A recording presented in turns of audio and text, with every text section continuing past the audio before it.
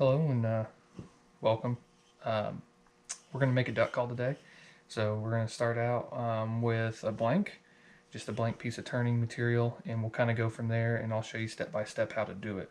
So this is just a piece of walnut, rough sawn walnut that I got at a local woodworking store. It'll actually turn into a very beautiful, pretty good grained piece of walnut. So hopefully hopefully you guys enjoy. We'll see where we go, but like I said, we'll start out from the basics and we'll work our way all the way up to getting it turned.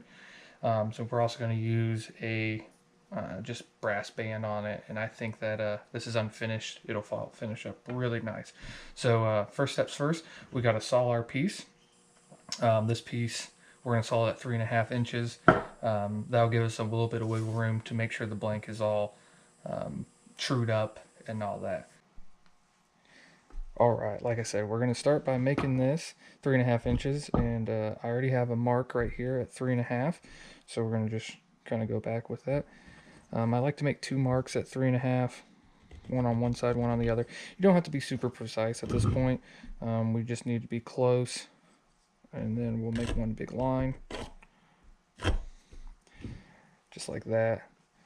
Good enough to cut on the bandsaw. So I'll meet you guys over at the saw.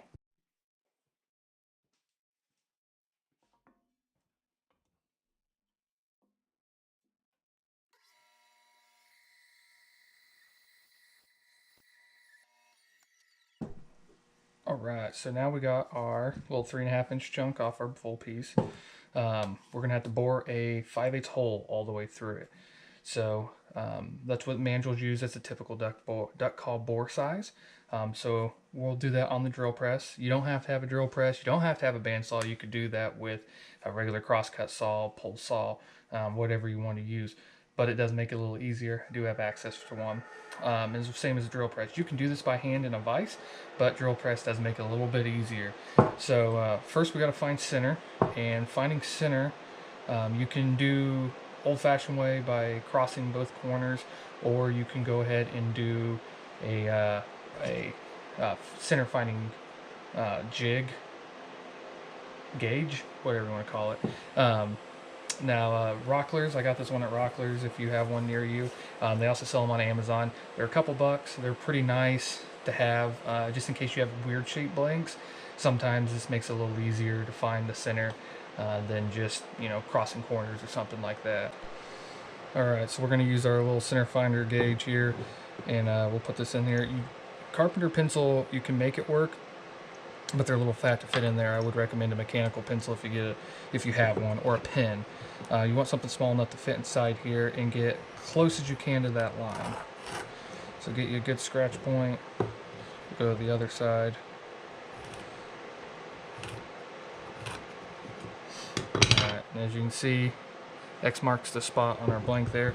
The other little bit that we need to do is the way our drill works, or your drill bit works. You have to have something to poke in the middle. So I take some type of sharp object. I got a live center here. We're just gonna match right there where X marks the spot, and we're gonna put a little hole just for the drill bit to find. Makes it a little easier. It helps to keep it from walking as much and all that. So I'll meet you guys over at the drill press, and we'll go from there.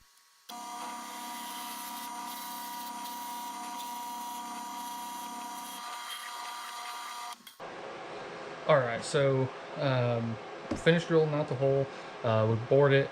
Got off just a little bit. The blank wasn't quite square, so we it's a little crooked, as you can see on the spindle. Now what I use here, this is a collet chuck.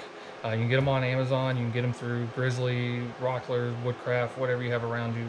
You can find them. They're fairly inexpensive, and they make it a lot easier. Now you don't have to have this set up. This is a setup that a lot of people prefer, but you don't necessarily have to have this setup. And then you put an expanding mandrel in here that's 5/8, same as the hole. Expanding mandrel has some fingers on it. It grows when you tighten down a screw. Just that's inside there. It's nice to have. I feel like it's a little secure. You don't get as much walking, but you can also use a pass-through pin mandrel as well if you want. That's something that interests you. So now what we're going to do is we're going to rough out the blank.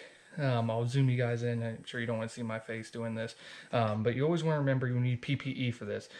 Cool thing, wood is beautiful, but the deadly thing is we don't necessarily always know what wood is. Some woods can cause asthma attacks and can make you very sick, so you always want to wear your PPE, especially.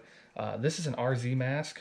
I just really like them. They're not bulky or anything like a lot of respirators, and they keep a lot of crap out. So I'll be wearing this, and I'll also be wearing a face shield while we rough it out. So you can make fun of me all you want, that's fine. I'll look like Spaceman, and we'll kind of go from there. I'll stop it once it's roughed out, and I'll kind of explain what's going on. All right, here we go.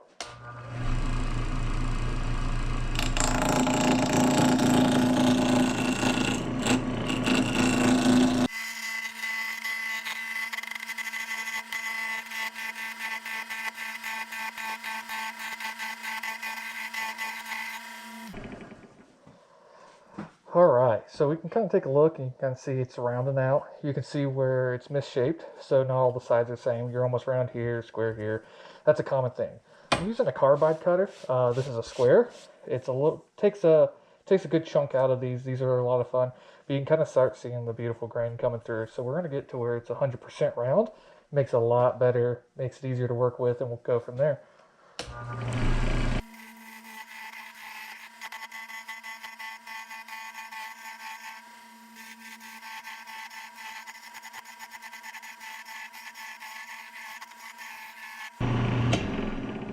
All right, so let's take a look. All right, look at that beautiful coloring in that thing.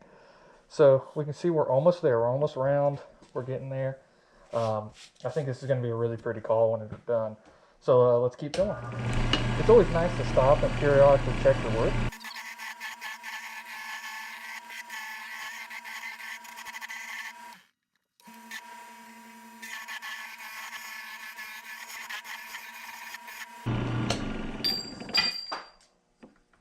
All right, as you can see, we're 100% turned. It's rough, but that's okay. We don't mind being a little rough. We want it turned. We'll sand it out, all that. So we'll take that off now. Now what we need to do is we need to find where our band's going. This can be a very hard part. For some people, you got to get the band just right because they are a certain thickness.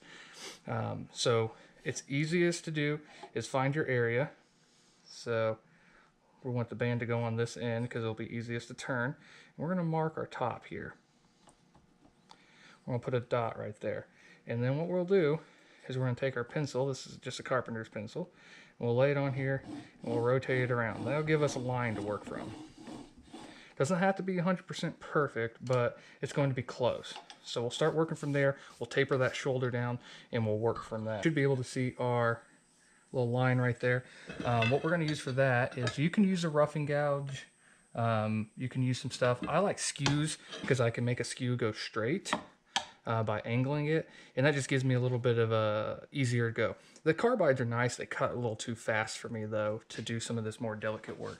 So we'll start there and we'll give her a go.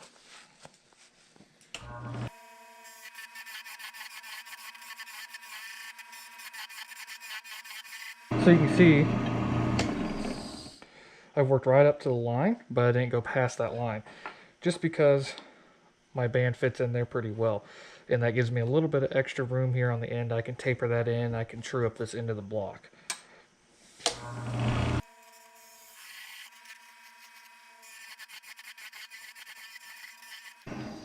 All right. So we can look. Pull you guys. So if you guys look, we're not quite there. But you want to stop periodically and check at this part.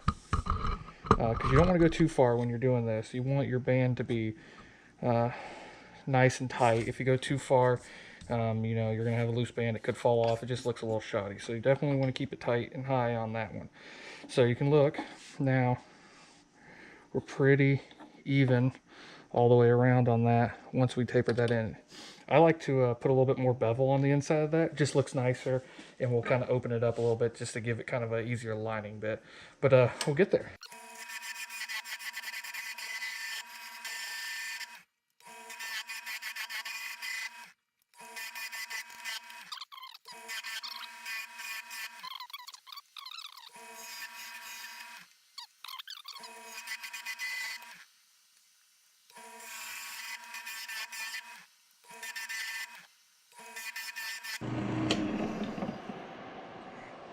All right, it is the exact same size as our tenon right there.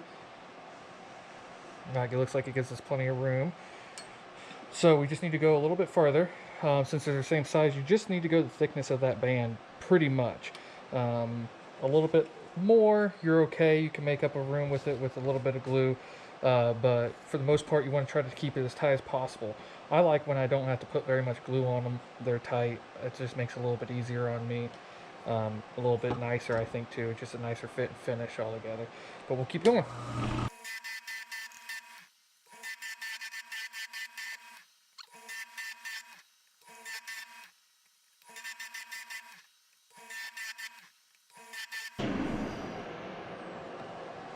All right.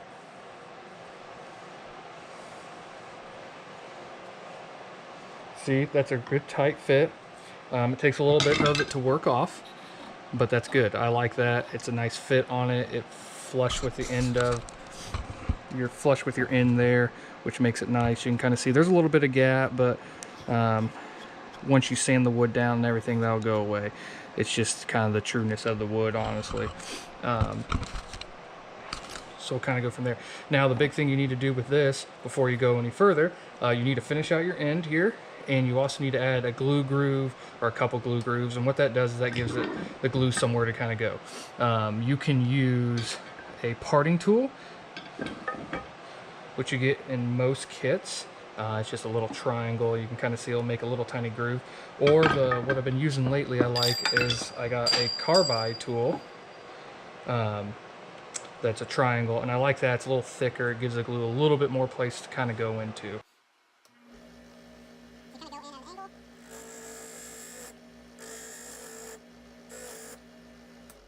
All right. As you can kind of see, we added our glue grooves right there.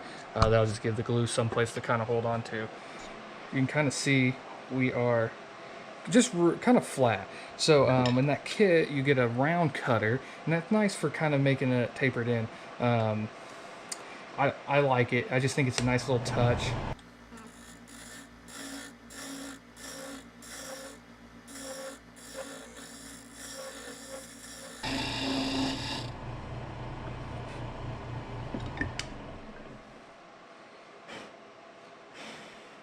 All right, you can probably see a little bit better. It's just a little bit more of a taper. It's got kind of just a little nice flair to it. I tend to really like that kind of setup. But it's kind of personal preference. That's the really fun part about all this. You get to be really kind of however you want to it. So this is kind of cool part about your collet chuck and your expanding mandrel. So we'll undo that little screw right there. Get that bad boy out of the way so we can get on that. So we'll pull that off. And here's your mandrel. You can kind of see it has these little finger grooves in it. Makes it a little easier. It expands out. So now we got to kind of decide what we're going to do with the barrel of this duck call. And I don't think I'm going to do it in this video. I'll probably do another one where we cut the tenon and make the bell, the exhausting and all that of this. But let me know what you guys think. So we'll get that close. Big thing in turning is your tool rest height and your tool angles and all that. And that's a little bit of work to kind of get that right. It won't be the first time you guys do this. You know, you might not be happy with it. So keep that in mind. So, you know, now we get to kind of plan what we're doing. We know our band's going to go there. Technically, this is a duck call now. We have an exhaust port. We have a band. The band helps add rigidity when you take your insert in and out. Keeps it from busting. So we can kind of go whatever. We can do like we saw earlier. We can kind of go like this guy. And, you know, kind of do like a pot belly fat call. We can go like one of these. This is a piece of big leaf maple that I really like, but it's kind of more of a traditional straight up and down. You have your lanyard groove here and all that. So I was thinking something a little bit more like this, a little bit more fat. They're about the same height. We could get away with something like this, but we'll kind of look at it. So you can freehand your calls very much. You just kind of let the wood do whatever you want it to do, or you can kind of guide it out. So I have my pencil here. I thought, you know, let's look at something. Let's kind of make this section here. I like that section. Let's make that the tall point. We'll kind of let it taper down. I don't know if we'll put a lanyard groove in this one right now. If you leave this tall, you can always put your lanyard right in here. And then we need to go up here. We'll make a mouthpiece. We'll let it taper down and kind of vent back up to this where your mouthpiece is to give that a little bit of rigidity. But let's start getting it turning.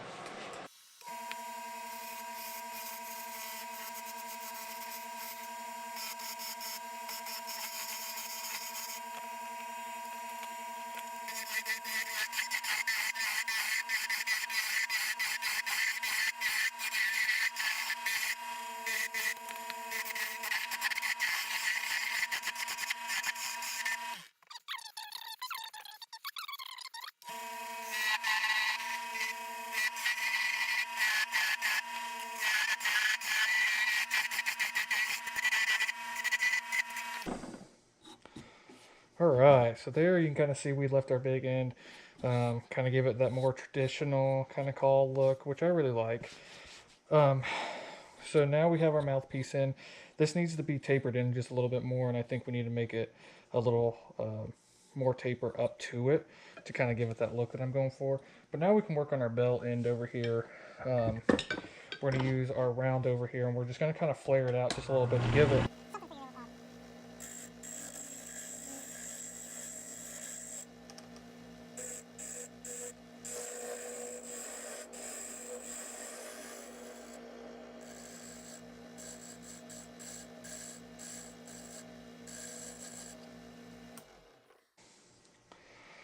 All right. Really liking that. So I took this down a little bit, just about the thickness of the band. That way, yeah, that'll look really nice. So let's clear some stuff off here. Let's take a look at it. You want to periodically look at your work. You know, it is kind of however you want to do it, which is nice. But oh yeah. So we come down just a little bit more on that if you want, just to make it even all the way around. But that's what we have so far. I kind of like it. There's your end. We'll sand out some of those imperfections and stuff. That just gives you a little bit of a nicer hole to blow into when you're doing it.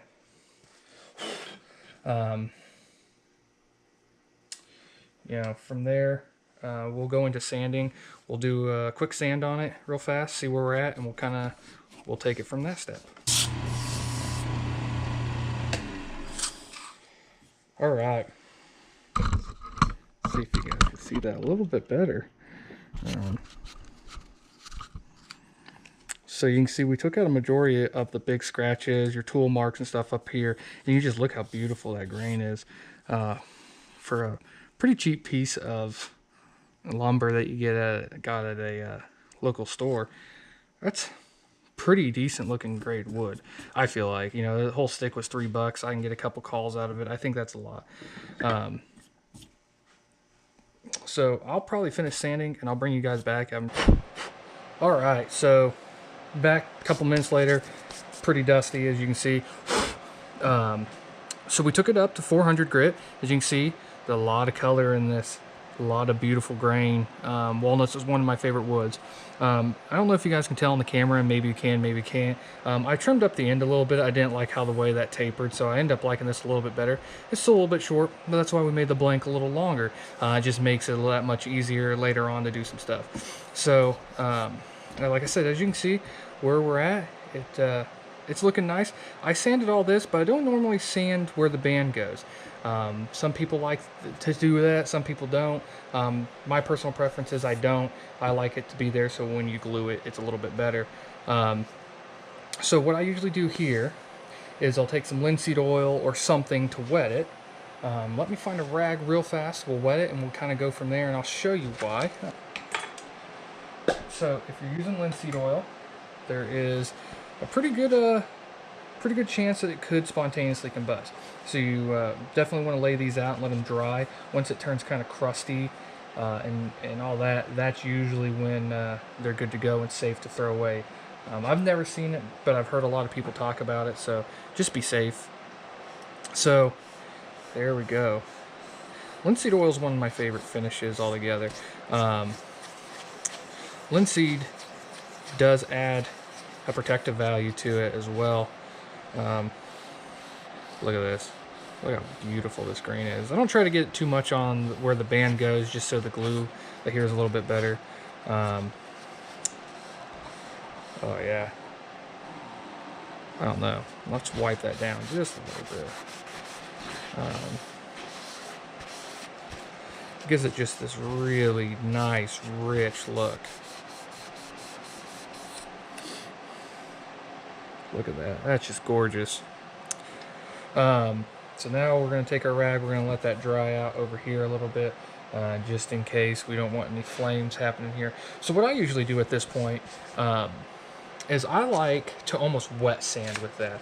And you know, I don't know if it really is that big a deal, but it always seems to make my calls just a little bit better than what they were when I didn't do it.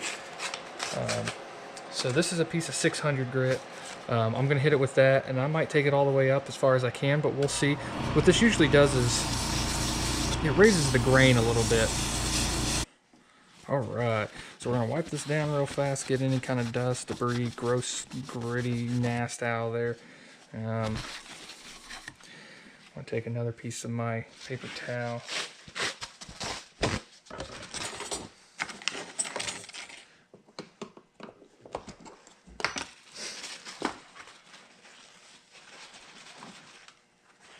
Get some paste wax, and we're going to go slow on that. We're just going to put a little bit of that paste wax in there. This is Brie wax. I don't know if I'm saying that right. I typically don't say a lot of things right, so that's all right. That just seals everything up real nice. Makes everything really, really pretty. Brings out a lot of grain.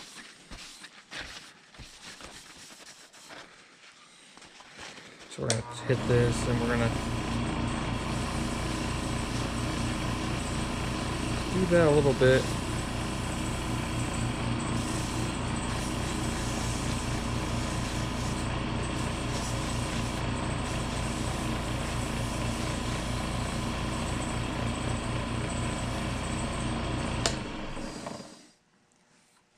And that adds a very, very nice finish to it, I believe.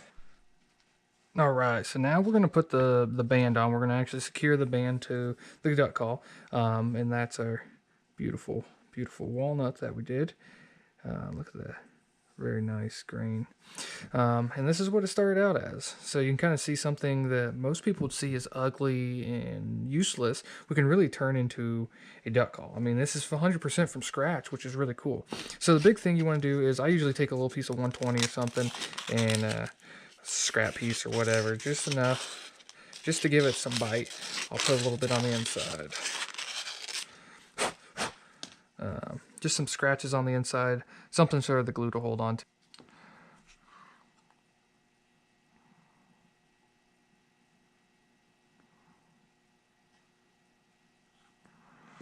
There we go. That's better. That's a lot better. Push it in. You want to go slow, let it rotate around, work it in there. And let that sit. Alright guys, so everything got glued up, dried. I went ahead and finished out polishing that band out, which looks really nice.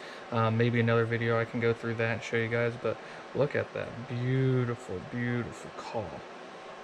It's cool. Very, very kind of traditional call. You can kind of go wherever you want. You can make them kind of crazy or whatever you want to do. That's really the fun part about making duck calls. I have this. It's a polycarb that you can buy. I've tuned it up and made it a little bit more my own. But we're going to pop that in here just so I can show you guys. It doesn't take a whole lot.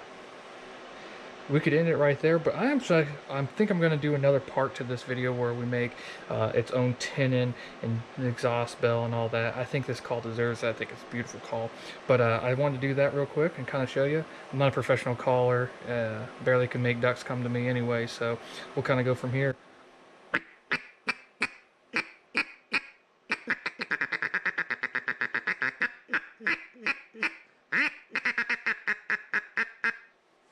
So, as you guys see, cool duck call.